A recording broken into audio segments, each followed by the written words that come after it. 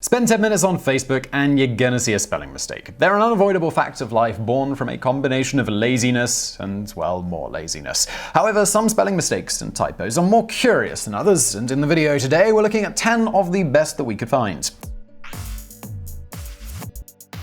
Number 10. Jesus' name was misspelled on a coin released by the Vatican. We're going to go out on a limb here and guess that the people directly involved with the Vatican come across the word Jesus a little more than the average person on the street. We wouldn't be surprised if half the people working there could write it in their sleep. So when they released a medal to commemorate Pope Francis being elected to the prestigious position of Pope, on which they spelled the word Jesus wrong, it was a huge source of embarrassment for them. The medals, which stylized Jesus as Jesus, were quickly recalled to be destroyed, though not before savvy collectors managed to snag a few. Ironically, by destroying the medals, the ones that survived became even rarer, catapulting the value of each medal to astronomical levels. Now, we could understand a normal person making this mistake, but these were people working for the Vatican. We genuinely can't fathom how nobody there noticed this mistake. I mean, seriously, the lack of the letter J, I really feel like that should have tipped people off.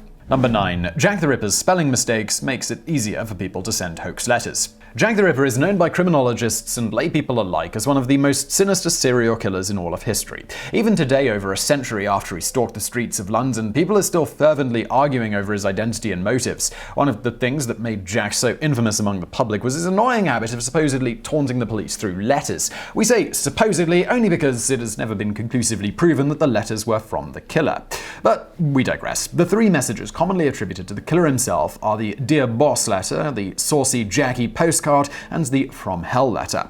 All of them shared stylistic similarities, knowledge of the crime scenes, and an abundance of spelling mistakes. As noted here, after the police received the second postcard, in a fit of frustration, they posted copies of both letters for the public to see outside of the station, hoping that someone would recognize the handwriting and turn Jack in. As an example, try and spot the mistakes in this letter. Old boss, you was right. It was the left kidney. I was going to operate again close to your hospital, just as I was going to draw my knife along of a bloomin' throat, then cusses of coppers sport the game. It's like one or two words spelt correctly. Because the public is apparently mostly composed of idiots, almost as soon as the letters were printed in the press and made available for the public to view, the police were flooded with hundreds of copycat letters. Many were made to look authentic without sparing use of Jack's common spelling mistakes and the other stylistic features present in his letters. Because the case was still open, the police had to waste hundreds of precious man-hours investigating the sources of these various hoax letters. Something they were basically doing instead of actually looking for the guy who was stabbing everybody. Gee,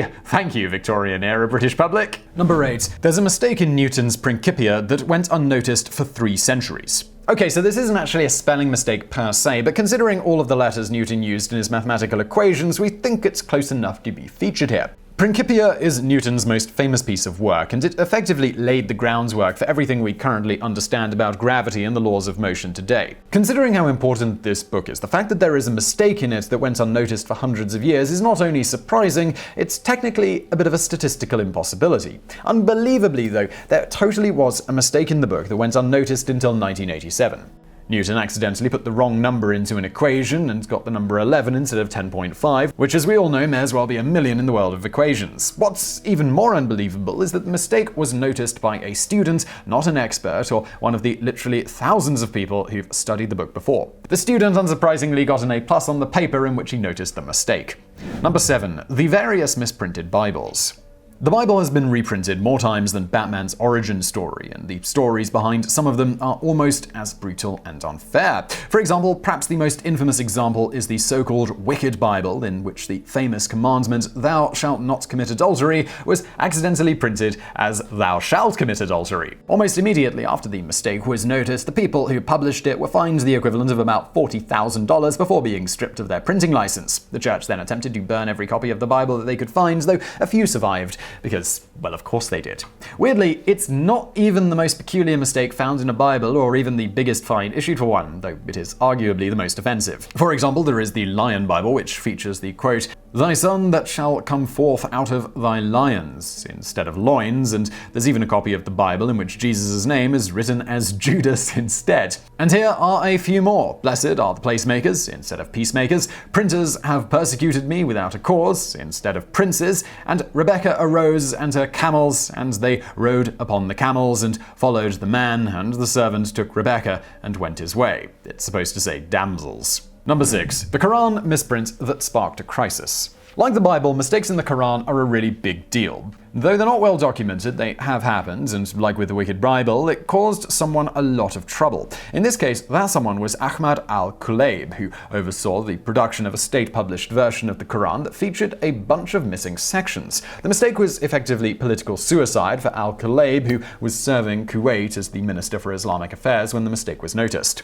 Less than a week afterwards, Sheikh Jabir al-Hamad al-Sabah dissolved the entire parliament. At first we thought that surely a tiny mistake couldn't mean that they had to dissolve parliaments, but then we saw an article from the BBC which totally confirmed it. Number 5. Shakespeare couldn't spell his own name. The name William Shakespeare is intrinsically linked with the English language, and he's widely regarded as one of the single greatest and most influential writers in all of history. He also couldn't spell his own name. Now, as you're probably aware, back in Shakespeare's day, the rules of spelling were a little more lax than they are today. However, it still doesn't change the fact that one of the most famous writers of all time couldn't agree on how to spell his own name. As noted here, of the 6 total remaining examples of Shakespeare's signature, he uses a different spelling of his own name in all but 2 of them, thereby making the actual spelling of his name impossible to discern. In fact, Shakespeare's penmanship was so terrible that the actual spellings he used are still being debated. If that wasn't confusing enough, his contemporaries also had no idea how to spell his name, with it being spelt Shakespeare with a Y to Shaq P, and I really feel with that last one, they're not even really trying. Number 4. Jane Austen couldn't spell either. It's almost possible to forgive Shakespeare for his inability to spell because he grew up in a time where there was no universally accepted way of spelling things, including names. However, we're less forgiving of a writer like Jane Austen, who, like Shakespeare, is known as being one of the best writers to have ever lived. As an example of Austen's mastery over the written word, consider the story she wrote as a child, simply titled Love and Friendship. You could read it in its entirety via Wikipedia if you're so inclined, by the way. But she was a kid when she wrote that, so it's not like she continued to make easily avoidable mistakes into adulthood, right?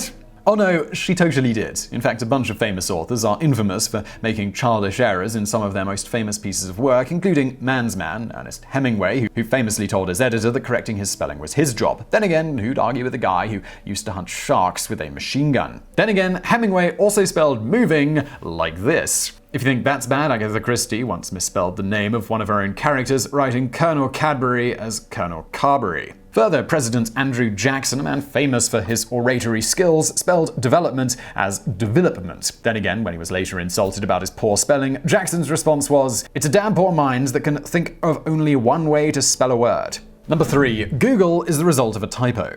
Google is such a popular search engine that the word Google is now considered an honest-to-goodness verb, meaning to search for something. However, Google isn't pleased about this, and they've even tried to get the word taken out of the dictionary. It's kind of odd because the word Google is actually just a misspelling of the word Google, the name given to the number 10 with 100 extra zeros behind it. When the inventors of Google were trying to come up with a name for the company, one of them proposed Googleplex, which is 10 times a Google. However, Larry Page didn't like the word Googleplex and instead just suggested Google. However, when the guy he asked to check if the name Google.com was available, he accidentally typed in Google.com. Larry decided he liked the spelling better and, well, the name stuck. Number 2. The typo that would have never been noticed if it wasn't for the Oscars. If you look at any article on the internet, there's a pretty good chance there's going to be at least one comment below it pointing out a factual inaccuracy or a spelling and grammar mistake. If you think that this is a recent trend, well, you're actually right, which still hasn't stopped people reaching into the past to correct the mistakes of people who died before we were all born. Just ask the author of the New York Times article that was trolled for spelling mistakes 161 years after the article was published. According to an article, the paper corrected a typo noticed by an eagle-eyed reader viewing their archives that misspelled the name Solomon Northup, the author of the book 12 Years a Slave. The New York Times misidentified Northup as Northrop throughout the 1853 article, a mistake they apologized for a cool 16 decades later. Number 1. A bunch of cities in the States are misspellings of way cooler names. It's a crying shame how few cities have awesome names these days, but we guess it's fair because not everyone can live in Sparta or Batman. If they did, it would be impossible to send letters because post boxes would just keep catching fire. A lot of cities in America used to have cool names until an idiot somewhere along the line misspelled them. For example, Novi in Michigan was originally just called No 6 with Roman numerals, which is very vogue, but people kept thinking the Roman numerals were actually letters. Similarly, Frankfort, Kentucky was originally just called Frank's Ford after a guy who was stabbed to death in a river. Weirdly, a lot of the cities were renamed purely because settlers didn't like or couldn't spell the word that the Indian natives used. Hackensack used to be Akanchisaki before the white man arrived, and Muncie used to be Muncie, but no one knew how to spell it, so we just guessed and never bothered to check if it was correct. This is a lesson for everyone watching this. If something is too difficult, just go your own way and hope it catches on. So I really hope you found this video interesting. If you did, please do hit that thumbs up button below. And don't forget to subscribe. We got brand new videos just like this every day of the week. Also, why not check out my other channel called Biographics? There's going to be a link to that below. And as always, thank you for watching.